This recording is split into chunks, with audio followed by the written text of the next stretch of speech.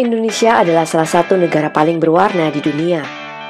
Ratusan suku dengan ratusan bahasa yang berbeda, agama dan keyakinan yang beragam, serta gejolak penduduknya yang dinamis, dapat saja dengan mudah jadi sumber konflik.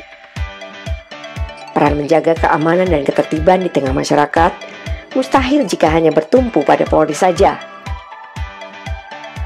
Beragam komponen dan potensi masyarakat diharapkan turut serta berpartisipasi aktif dalam menjaga kondusivitas keamanan dan ketertiban.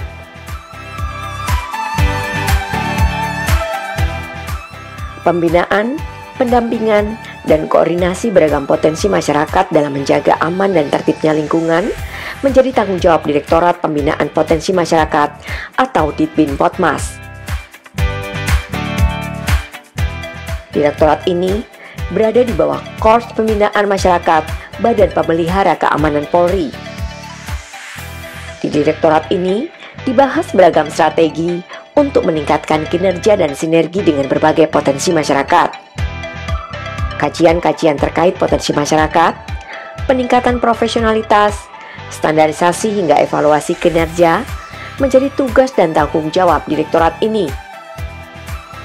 Direktorat Pembinaan Potensi Masyarakat itu di bawah Korbinmas Bahar Kampori, bertugas untuk menyusun kebijakan terkait di dalam pembinaan para potensi masyarakat, khususnya mereka para pengemban fungsi kepolisian terbatas. Di antaranya adalah kepolisian khusus, Satkamling, dan satuan pengamanan, termasuk Badan Usaha Jasa Pengamanan.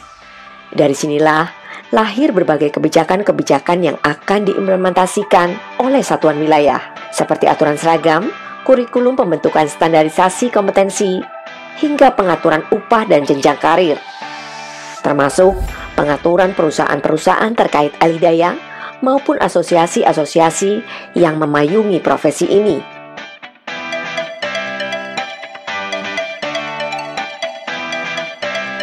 Ditbin-Potmas membawahi Subdirektorat Pembinaan Keamanan Swakarsa atau Subditbin-Kamsa, Subdirektorat Pembinaan Analisa dan Evaluasi Polisi Khusus atau Subditbinanef-Polsus, serta Subdirektorat Kompetensi Satuan Pengamanan dan Polisi Khusus atau Subditkomsatpam-Polsus. Di beberapa kementerian dan lembaga, terdapat tantangan keamanan dan ketertiban yang secara khusus juga membutuhkan penanganan khusus. Kebutuhan anggota khusus dengan kewenangan kepolisian terbatas dibutuhkan dalam hal ini. Contohnya adalah pada perjalanan kereta api. Dibutuhkan satuan pengamanan khusus di lingkungan kereta serta stasiun.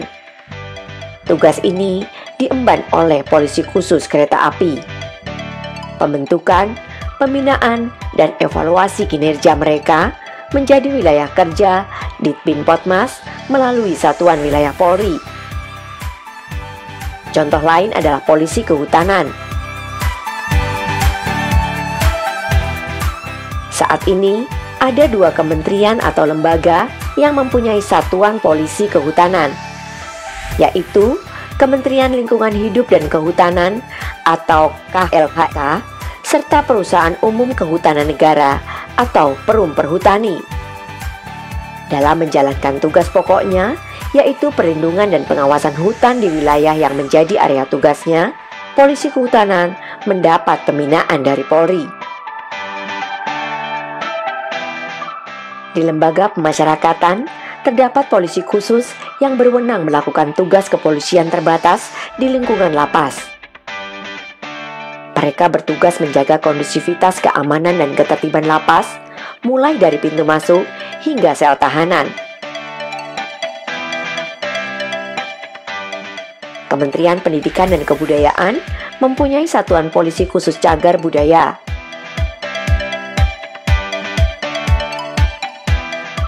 Sementara Kementerian Kelautan dan Perikanan mempunyai polisi khusus pengawas pengelolaan wilayah pesisir dan pulau-pulau kecil atau PWP3K. Selain itu, ada 2 satuan polisi khusus karantina yang berada di bawah Kementerian Pertanian dan Kementerian Kelautan dan Perikanan. Keduanya memiliki wewenang kepolisian terbatas dalam pengawasan lalu lintas komoditas pertanian dan perikanan, terutama antar pulau maupun antar negara. Koordinasi dengan kementerian dan lembaga yang memiliki satuan polisi khusus ini dilaksanakan Ditbin Potmas melalui Subditbin Anepolsus. Sinergi di lapangan hingga evaluasi kerja bersama untuk membuat kebijakan strategis bersama menjadi salah satu tugasnya.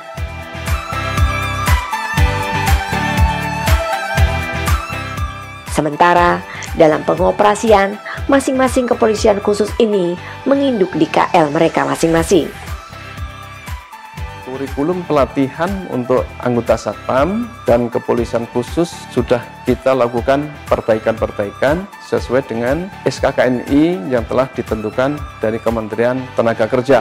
Sehingga kurikulum yang baru ini benar-benar menjawab tantangan tugas para Satpam di area kerjanya masing-masing.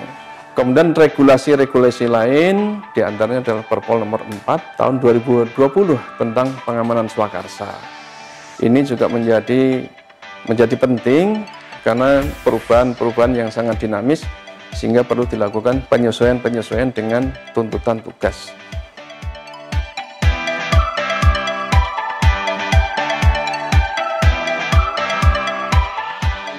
SDM Polri barangkali selama ini fungsi Bimas dianggap tidak menarik, tetapi pada perkembangannya orientasi kepolisian adalah ke pencegahan kejahatan. Dalam pencegahan kejahatan, fungsi Binmas dan fungsi Sabara ini mendapat porsi tugas yang lebih besar, sehingga nanti fungsi-fungsi penegakan hukum adalah sebagai langkah terakhir. Kurikulum sudah kita perbaiki, para instruktur latih Satpam sudah kita lakukan peningkatan kemampuan.